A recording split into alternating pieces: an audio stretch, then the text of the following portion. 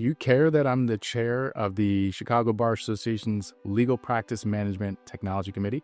Thank you. I'm flattered, but you don't care. It's okay. So I just had Rory Quinn on our webcast on Wednesday. By the way, Rory Quinn is litigation counsel at the ARDC. So these are the guys, typically if you're an attorney, you don't want to have much interaction with. Sorry, Rory. They administer your license and you hope to have very little interaction afterward. Now, the interesting thing about Rory is that he's an attorney who's on the front lines of AI, and being that he works for our Illinois regulatory body, he had some interesting things to share about AI developments. We've had him on every year, and it's interesting to see how the tone of the conversation has shifted over time as these AI tools have become more highly incorporated into legal workflows. So the Illinois Supreme Court is the ARDC's boss, and they ultimately hand down their sentiment regarding these things, and the ARDC represents the Illinois Supreme Court in that fashion, upholding the ethical rules in place. So Rory shared some absolutely phenomenal information about the pace in which AI is taking over the legal profession, but also how lawyers can be intelligent about using it to actually boost their productivity in a meaningful way. Of course, there are things like you can't bill for time that you did not actually spend. He went over that. But I think the most interesting thing was Rory shared the Illinois ARDC's AI guidebook, to my knowledge, a first of its kind from any regulatory body. This is a complete guidebook and it's robust. I haven't gone through the whole thing, but I think it's around 90 pages total. And this provides actionable steps for law firms to first understand what generative AI and large language models are and how they operate within a legal context. They talk about things like hallucination and general pieces of information that a lawyer would want to consider when implementing AI in their practice. But even more tactical advice is given. For example, one of the questions that came up in the webcast is, how do I structure my AI policy so that my clients can either opt in or opt out from AI use in the case? And there's actually templates within this guidebook for things such as that. They're attempting to make this simple. I love this direction because, they're not looking to trip up lawyers. The ARDC really wants wholeheartedly for lawyers to embrace this technology, but in a way that preserves confidentiality of clients' information and reduces the opportunity for error to creep into the process. So if you haven't checked it out, check it out. It's actually a fascinating read. And my friend Matthew Kurbis, he actually put together a Notebook LM video which describes the entirety of this document. I'll make sure to link to that video and the guidebook in the comments below. Of course, if you enjoy legal tech tips and information about running a better law practice, make sure to follow me on LinkedIn and subscribe to my YouTube channel, Paragon Tech's YouTube channel, where we have a large, growing library of content where we go in depth talking about various things relating to your legal practice and technology.